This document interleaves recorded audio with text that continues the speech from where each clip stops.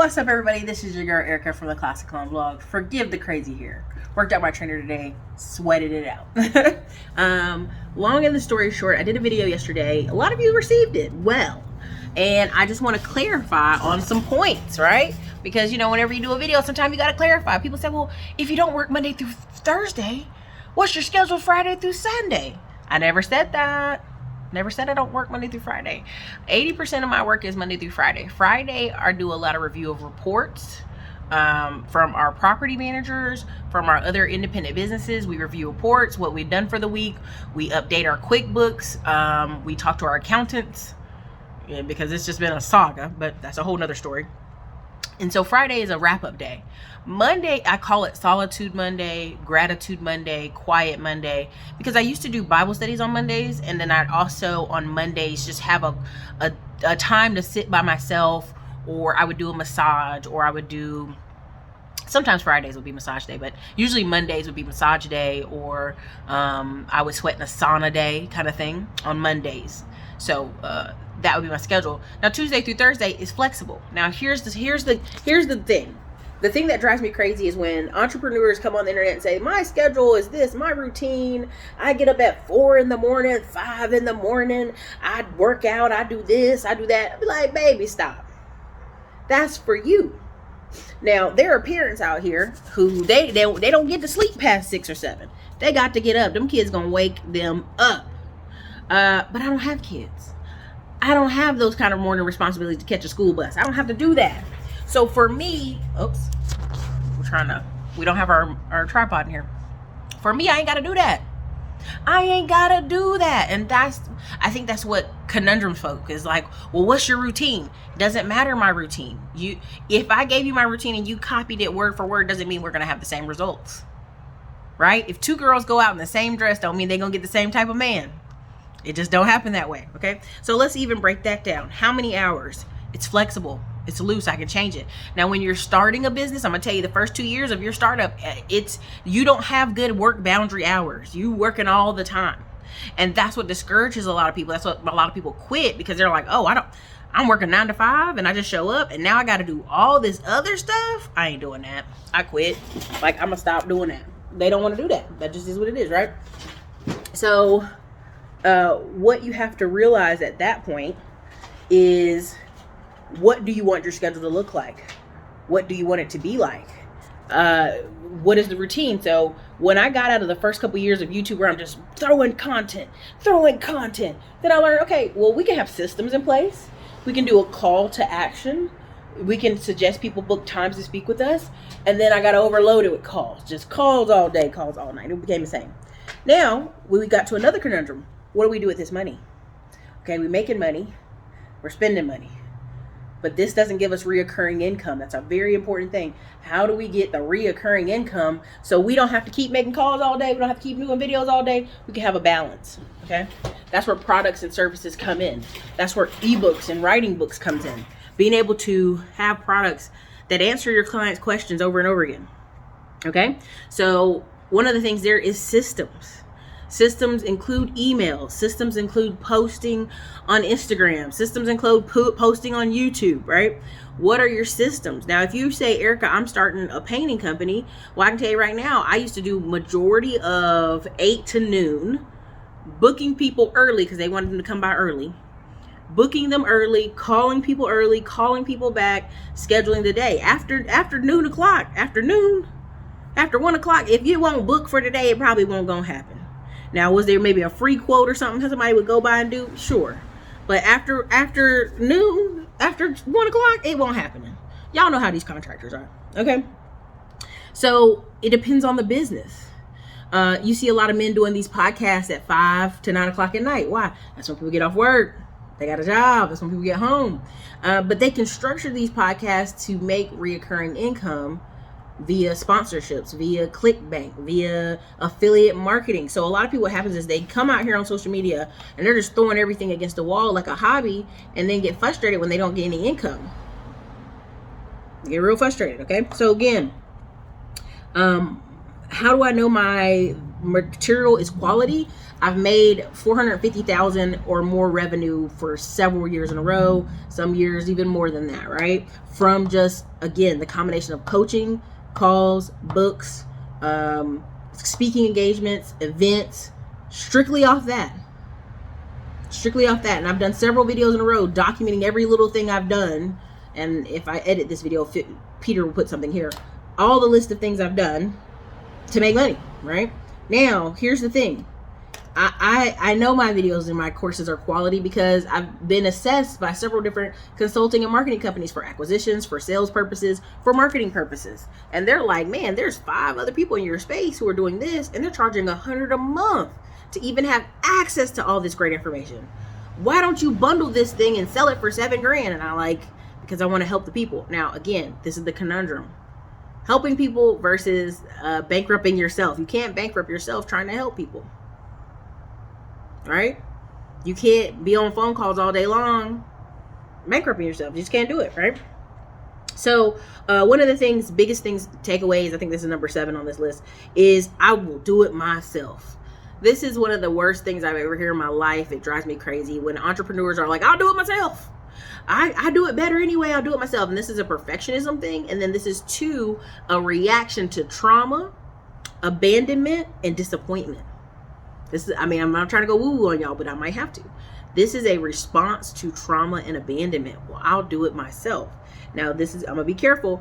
You got a lot of people starting businesses because something happened at work, something happened in a sales job. I'm going to just do it myself. I'm going to go get my own business. Okay, now when you work through whatever that caused that trauma to start, will you still want to do that business? See, that's the key part there. Because people do stuff in desperation and short-term thinking that they might not want to do later in life. We all know people like that, all right? Now, here's my response. The boss chick stuff, which drives me crazy because it's just not realistic. Women want less work. Now, they'll work long hours. They come home, feed them kids, clean the house, do another 20, 30, 40 hours a week on their house.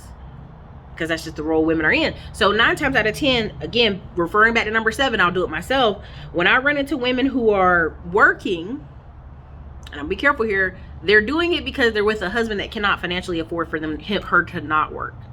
Just point blank, period. And let's just have an honest moment. Everybody ain't a go-getter. Put a 1 in the comments, you know what I'm talking about. Everybody ain't a high value man. Everybody's not that dude. Some dudes are just the guy that goes to work every day and he just brings home what he brings home. He's trying. And that's, for some people, that's their life. Okay. So the response to some of those women is, I'll do it myself, or I'll start a business, or I'll do this. And I go, okay, you're going to throw your whole situation out of whack. Right? Because you're not going to sponsor in that person to do more.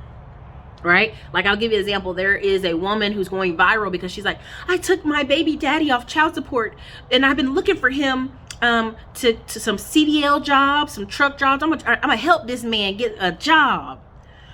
Okay, so immediately men were like, ma'am, this man laying up with another woman and you worried about helping him get a job and helping him get a CDL. This was men response. Other women, I mean, this thing's got 40,000, I think, or 50,000 comments. It's insane. There were hundreds of women said, I did the same thing and he disappeared, or 2, he didn't do any better, or 3, it didn't help. Then a lot of women said, I did the same thing and it improved our relationship, but he really hasn't made more money. So here's the thing. The conundrum is some people just aren't, I mean, again, high performance people don't like being around mediocre people. They don't like each other. And what happens is people have a kid and now this woman is getting out of her nature by having to do work more and work all these jobs and make all these decisions. And so what she's hoping is, if I alleviate the pressure off this man, he'll do this. It's not in him, sis. It's not in him. Some of y'all got to realize some stuff ain't in you. Do with that what you will. Bash me. People have been calling me a feminist and all this other silly mess. I don't care. Some people are non-performers. And you have to realize that, like, hey, this kid's dad, he just is a non-performer, okay? Because some of these people ain't young. These ain't no 20-somethings with these, like, he's 19. No, these are grown mid-30s. Women and men talking about they have to take people on child support. If he ain't, I know there's a old saying, Colonel Sanders started when he was 60. All these people started late in life. It's okay, Ericka. There is a trajectory that you are following. If you don't 180 degrees get off this trajectory that you are following, what's going to happen is you're going to be, the homeless dude, right? Or you're going to be the dude who is in his 50s living with his mom to, taking care of his mom kind of situation. There's trajectories, there's generalities, I guess is what we're saying, that people follow. And this is why people, when they are watching, they say, what's your routine? Because they don't want to get on that road. They're like, look, I saw that road. It's homeless. It's cheap living. It's Walmart shopping over there. I don't like that. What are you doing in your routine so I can copy and do something different? So I get where all the routine videos come through. Okay. Number 9, design the life that you want. Now, whatever life you try to design, it will require the people. This is one of the biggest things people, again, this goes back to number 7. I will do it myself. You ain't doing everything yourself. You'll burn out. You're just not. You have to rely on other people. What happens is we work at jobs and we like, man, these lazy bums, these this, these that, these managers, I'm gonna quit and do my own thing. And then you realize you live long enough, right? Where it says you live long enough to become the villain in your story. You realize now you hiring people, you paying them 12, 15, 20 bucks an hour, and they ain't doing shit at work. They on their phone on Instagram all day. You mad because you like, bitch, don't you see me paying you? Don't you see me providing an opportunity for you to have a work? So this is where you have to come up with the systems. Again, it always comes back to the systems. You got to really put together some systems for them to do, right? What do they do? What are they supposed to be doing at work? Again, best way to do this, if you watch any of my classes, I teach it, but essentially write down what you do every day, step by step. Don't miss a thing, right? If you have to record yourself, do that, because we a lot of times forget what we do in a day, and then provide that as training to your staff. Point blank period, right? You'll need staff along this route. So when people ask me, Ericka, how many hours you work? It's flexible. Some weeks is a lot, some weeks it's not a lot. And what is the definition of a lot?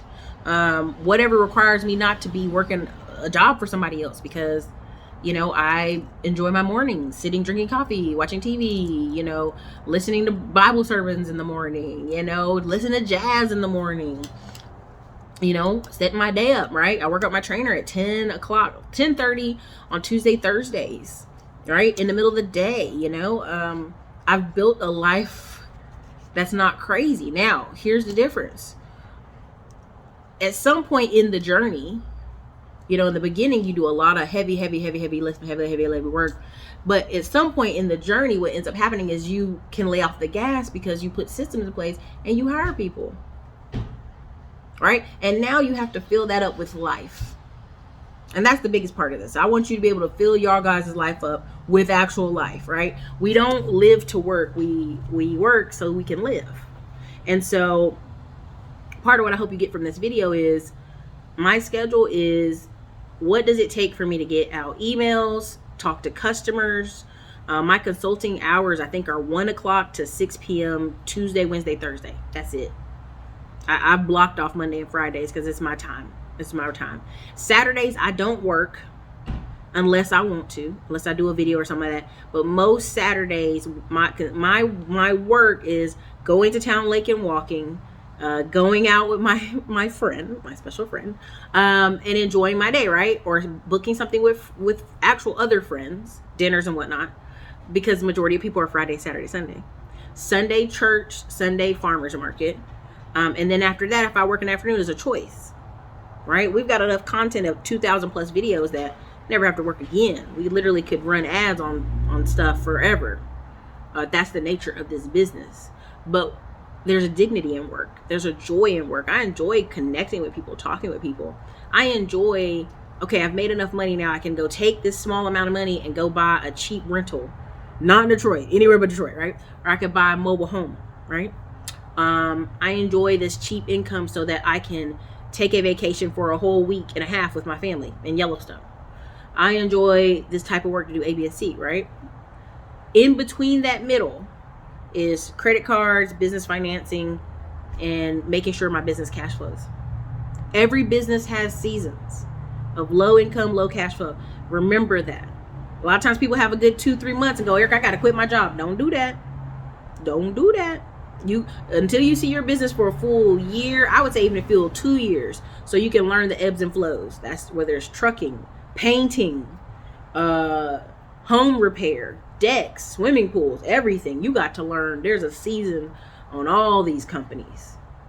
And so you know your seasons. I know mine is the summer.